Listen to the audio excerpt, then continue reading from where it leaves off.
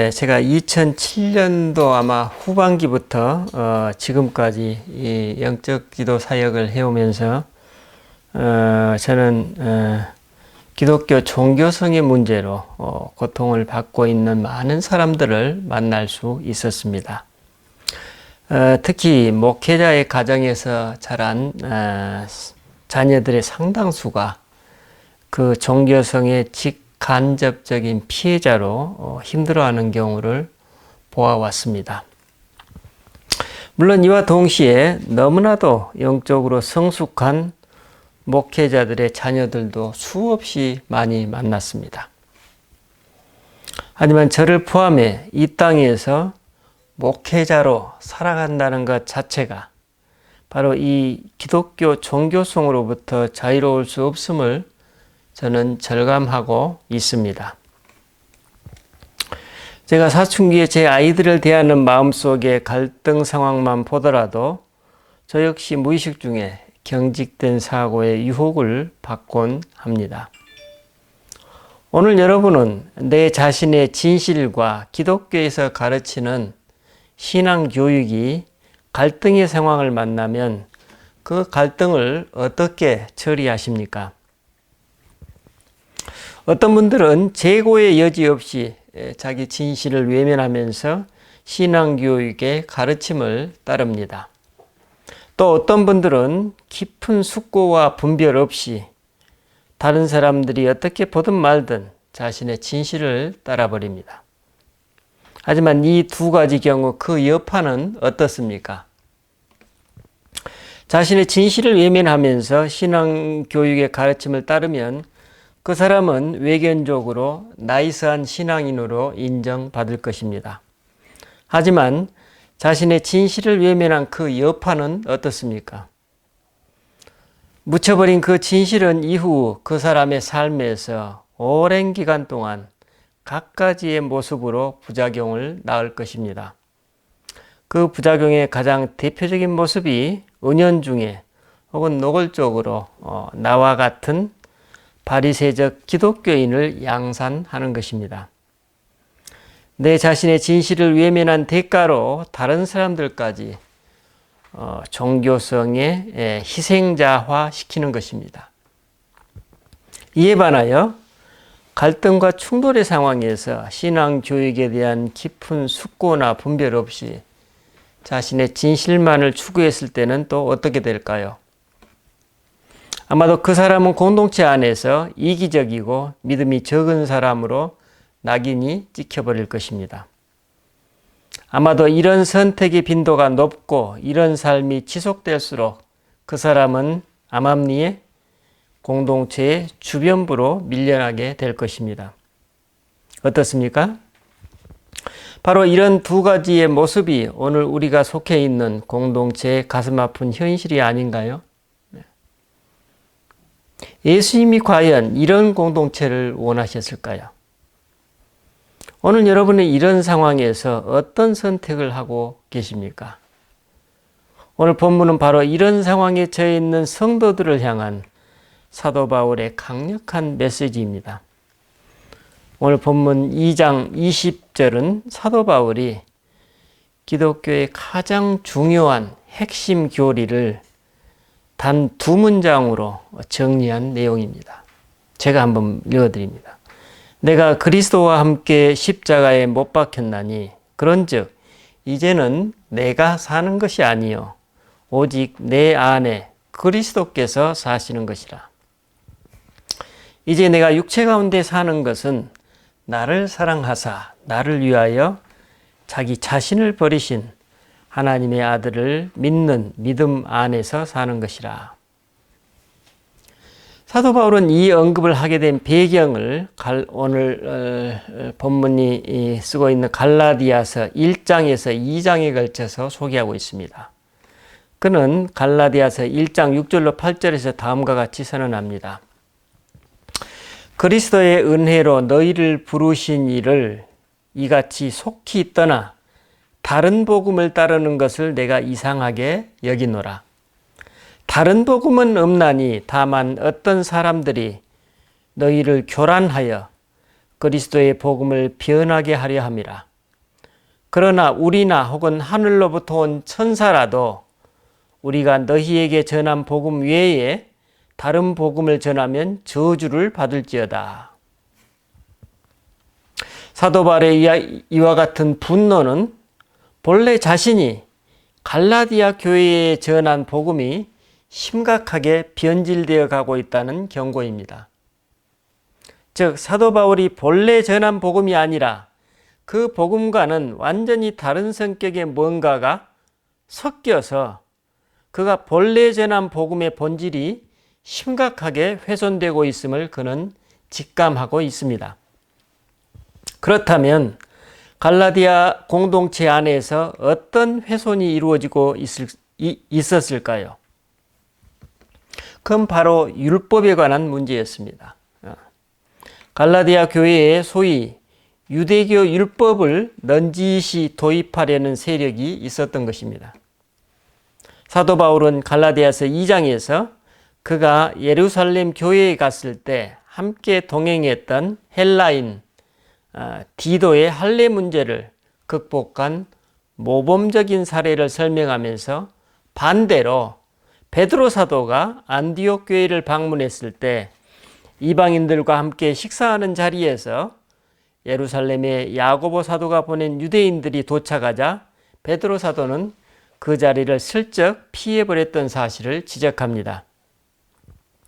베드로 사도의 이와 같은 외식과 위선은 곧바로 바나바에게도 영향을 미쳤다고 사도 바울이 비판하고 있습니다. 이들의 이와 같은 이중성, 즉 외식은 처음 이방인들의 선교를 긍정하며 이방인들에 대한 할례를 면제했던 예초 예루살렘 교회의 결정의 취지에 정면으로 반하는 위선적 태도라고 사도 바울이 비판하고 있는 것입니다.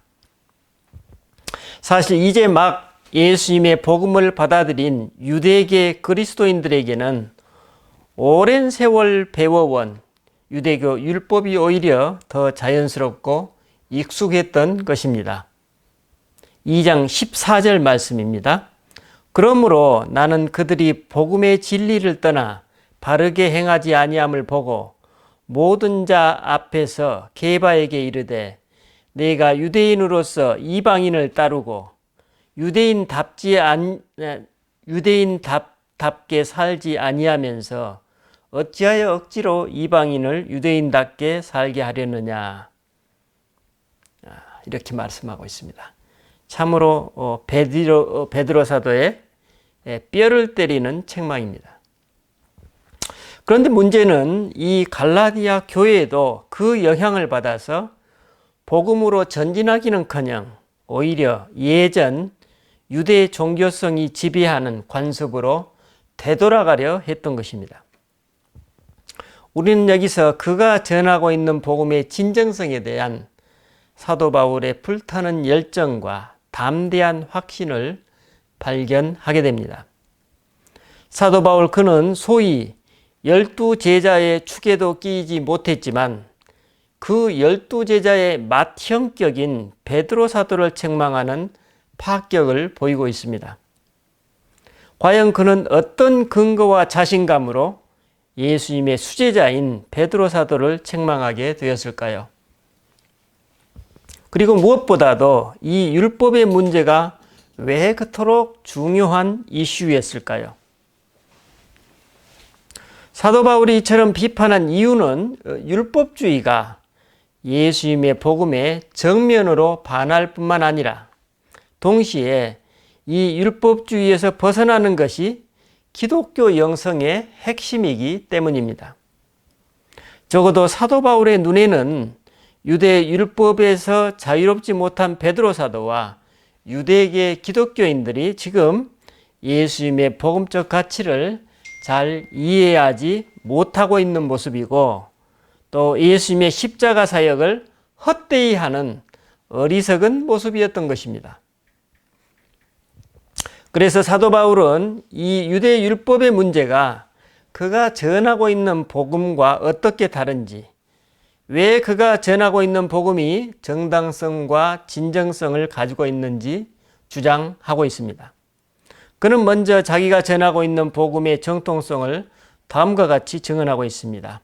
형제들아, 내가 너희에게 알게 하노니 내가 전한 복음은 사람의 뜻을 따라 된 것이 아니라 이는 내가 사람에게 받은 것도 아니요 배운 것도 아니요 오직 예수 그리스도의 계시로 말미암은 것이라.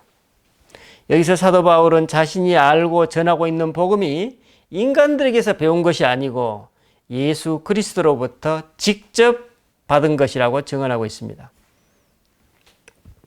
우리는 여기서 사도 바울이 어떤 진정성과 권위를 가지고 자신이 전하고 있는 복음의 정통성은 바로 그리스도로부터 직접 받은 복음이었기 때문이었음을 알 수 있습니다.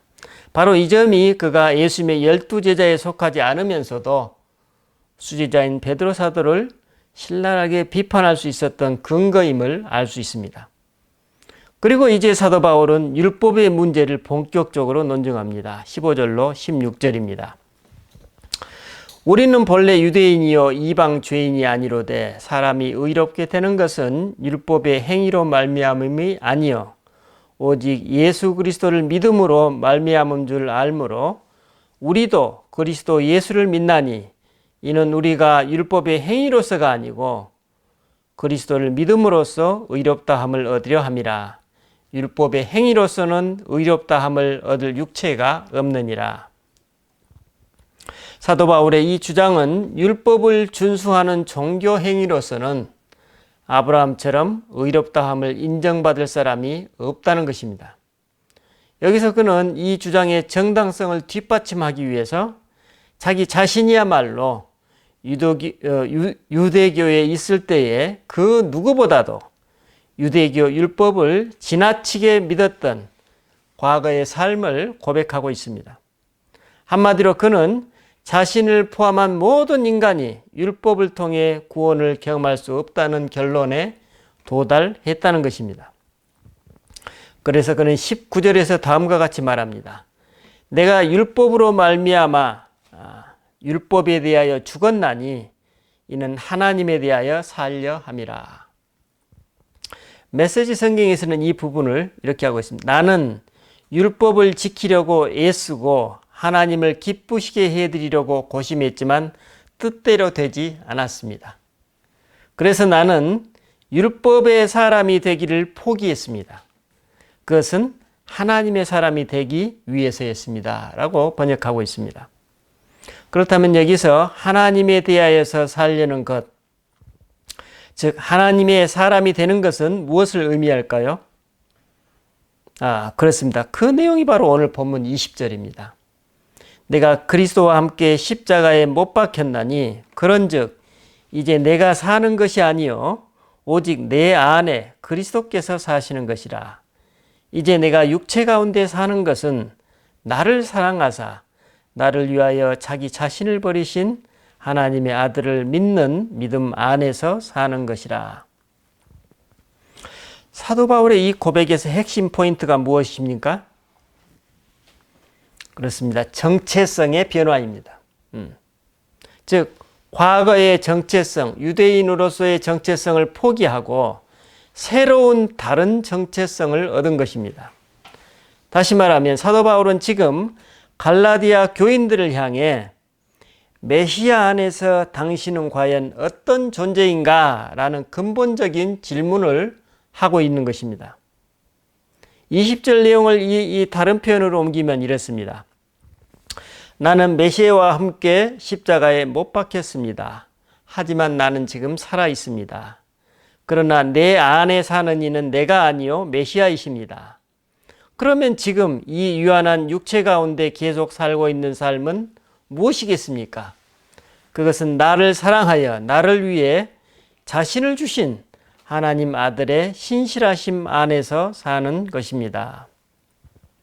여러분 바로 이것이 지금 사도 바울이 주장하고 있는 논지의 핵심, 성도의 새로운 정체성입니다. 이렇게 사는 사람이 바로 그리스도인이라는 것입니다. 사도 바울은 여기서 신앙인은 그리스도 이전의 것을 전부 잃어야 한다는 것입니다. 이전에 자신이 어떤 존재였는지에 대한 기억, 여기에는 예전에 자신이 가졌던 유대인으로서의 정체성까지도 포함된다는 것입니다. 그래서 그리스도인은 그리스도라는 완전히 새로운 존재 기반 위에 완전히 새로운 그분 자녀로서의 정체성을 받아들이고 그 정체성에 따라 사는 법을 배워나가는 사람들이라는 것입니다. 그러므로 바울과 베드로 사도가 충돌했던 질문, 즉 유대인과 이방 그리스도인이 같은 식탁에서 밥을 먹을 수 있는가로 수렴되는 이 질문은 과연 누가 하나님의 참된 이스라엘인가? 누가 진짜 하나님의 백성인가? 메시아에 속한 사람인가? 아니면 유대 그리스도인만인가? 또 이방 그리스도인들은 2등 시민으로 남아 있어야만 하는가? 등등의 기독교 신앙의 근본 문제로 비화될 수 있는 그런 이슈였던 것입니다. 여러분은 이 질문을 어떻게 생각하십니까? 사례가 타당할지는 모르겠으나 예를 들면 이런 거죠. 불과 얼마 전까지 한 사람은 양반날이었고 한 사람은 노비였습니다. 그런데 어느 날 갑자기 신앙 안에서 그 노비가 양반나리의 어깨에 손을 얹고 형제님이라고 부를 때 여러분 같으면 과연 어떤 반응을 보이시겠습니까? 라는 질문과 같습니다. 그런데 당시 그 유대 문화에 따르면 이방인들은 지금 방금 예를 들었던 그 노비들보다 훨씬 더 혐오의 대상이었던 것입니다. 굉장한 격차이죠, 이게. 또 이런 경우도 있겠죠. 그 사람이 신앙을 받아들이기 전까지 그토록 조선 사람들을 개 돼지처럼 못 살게 굴었던 일본 순사였는데 어느 날 갑자기 그 사람이 교회에 나와서 형제님 하고 친근감을 보인다면 여러분들은 과연 그 사람을 어떻게 받아들일 수 있냐는 질문입니다. 바로 이 질문에 대해서 당시 게바와 몇몇 유대 그리스도인들은 율법을 방패 삼아서 그 이방인들을 자기들의 형제와 자매로 흔쾌히 받아들이는데 주저했던 것입니다. 오늘 본문은 이와 같이 주저하는 갈라디아 교인들을 향한 사도 바울의 가장 사적이면서도 가장 깊고 가장 강력한 메시지입니다. 내가 그리스도와 함께 십자가에 못 박혔나니 그런즉 이제는 내가 사는 것이 아니요 오직 내 안에 그리스도께서 사시는 것이라. 이제 내가 육체 가운데 사는 것은 나를 사랑하사 나를 위하여 자기 자신을 버리신 하나님의 아들을 믿는 믿음 안에서 사는 것이라. 사도 바울은 왜 어떤 근거로 이런 주장을 했을까요?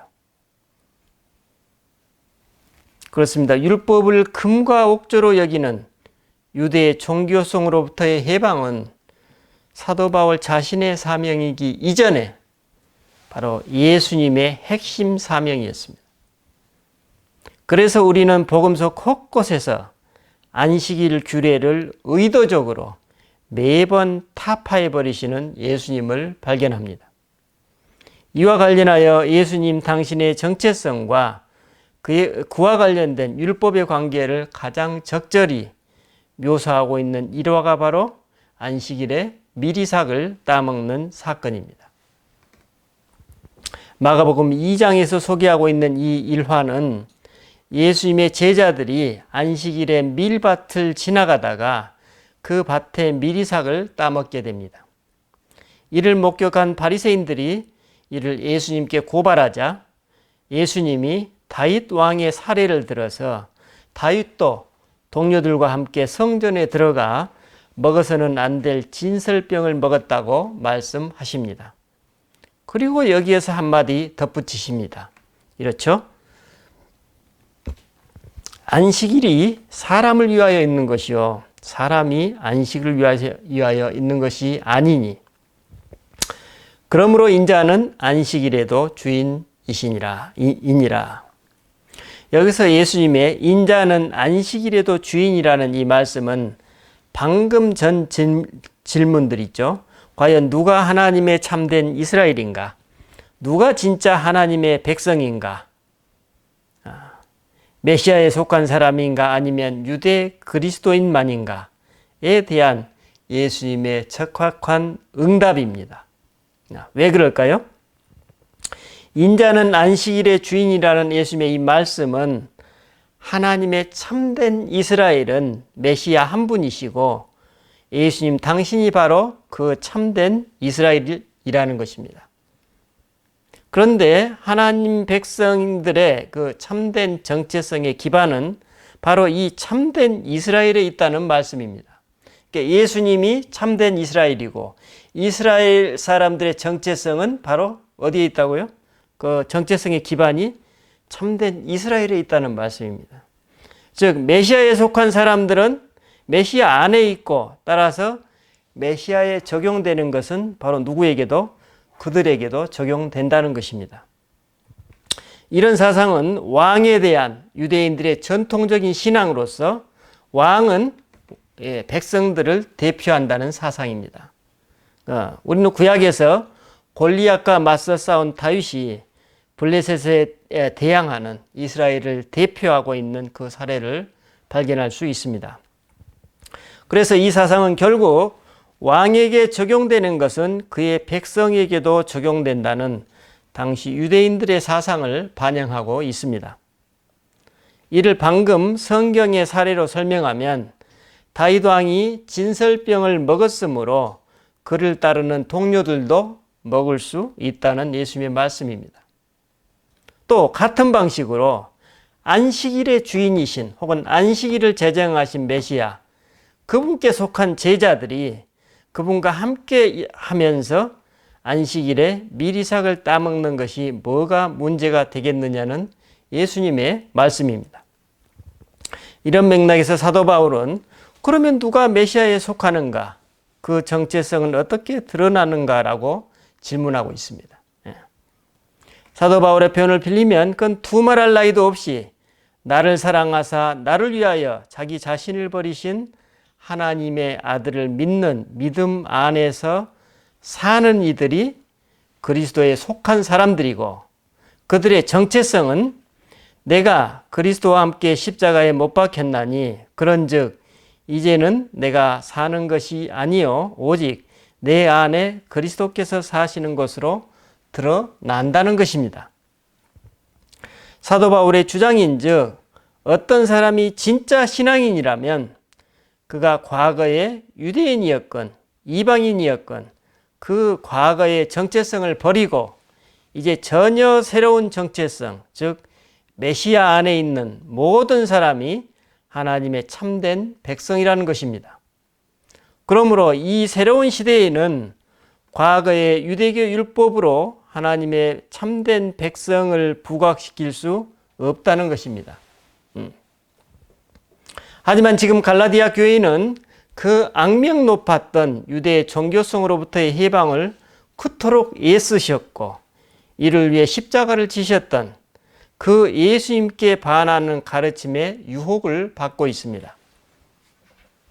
그들은 오늘 기독교 시대에도 사람들을 위해 안식일을 만드신 그리스도께 이런 질문이죠.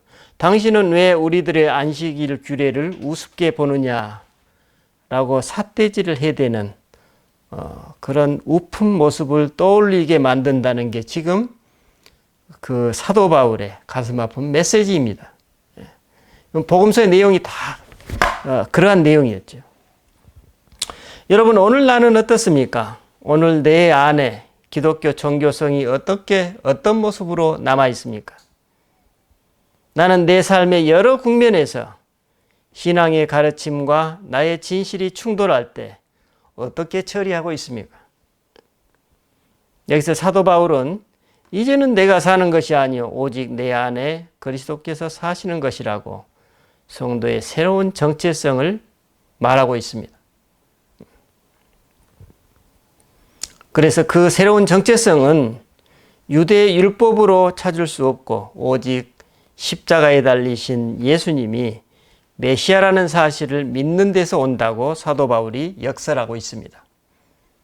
그런데 그 메시아는 신실한 사랑을 소유하신 분이십니다.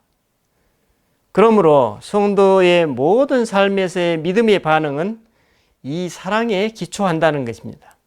바로 이 점이 우리 신앙인의 정체성이라는 것입니다. 그래서 오늘 우리 기독교 성도들은 신앙의 가르침과 자신의 진실이 충돌할 때 그리스도의 사랑을 잃지 말아야 함을 알 수 있습니다. 그리스도의 사랑은 자신의 진실을 외면하거나 신앙의 가르침을 율법화하지 않고 열린 마음으로 유연하게 사고하면서 사람이 안식일을 위해 있는 것이 아니라 안식일이 사람을 위해 있다는 기본 정신에 충실하는 것입니다. 하지만 이 원리를 아는 것과 이를 실천하여 경험하는 것은 별개의 문제입니다. 그러면 어떻게 해야 우리가 그러한 삶을 살아갈 수 있을까요? 그 갈등과 충돌의 이슈가 있을 때마다 기도하면서 하나님의 사랑 안에서 그분의 가르침을 받고 무엇이 진리의 길인지 분별하고 선택하는 것입니다. 우리는 이때 예수님처럼 율법을 과감하게 타파할 수도 있고 또 모든 것을 희생하고서라도 율법의 요구를 넘어서는 영적 자유를 실천할 수도 있는 참된 성도의 길을 갈 수 있을 것입니다. 이것이 바로 예수님이 우리에게 기대하시는 종교성의 함정에서 자유로워진 그리스도인의 모습일 것입니다. 지난주에 저는 영성수련을 인도하면서 신앙이라는 이름으로 자녀분들과의 관계가 어려웠던 분들을 만났습니다. 그리고 좋은 해결책을 기도 안에서 선물로 받으신 그분들과 함께하는 기쁨을 누렸습니다. 저와 여러분의 삶에도 그러한 기쁨들이 계속되기를 기원합니다. 기도하십시다.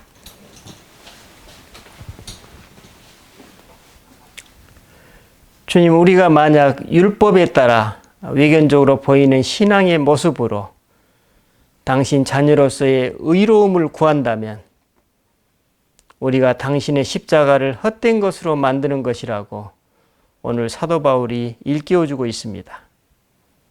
하지만 우리는 가끔 나도 모르게 다른 사람들의 시선을 의식하는 부자유 속으로 빠져들게 됩니다. 그리고 그 억압의 정도만큼 우리 자신이 고통을 겪든지 다른 사람, 가장 사랑해야 될 대상에게 오히려 그 고통을 전가시키는 오류를 범하곤 합니다. 주님, 이제 우리들의 그런 종교성으로부터 해방시키기 위해 애쓰셨던 우리 그리스도를 더욱더 신뢰하게 하옵소서. 그래서 당신의 그 사랑으로 우리들의 두려움과 경직성, 이기성을 넘어설 수 있는 은총을 더하여 주시옵소서. 감사드리고 우리 주 예수 그리스도 이름으로 기도드립니다. 아멘.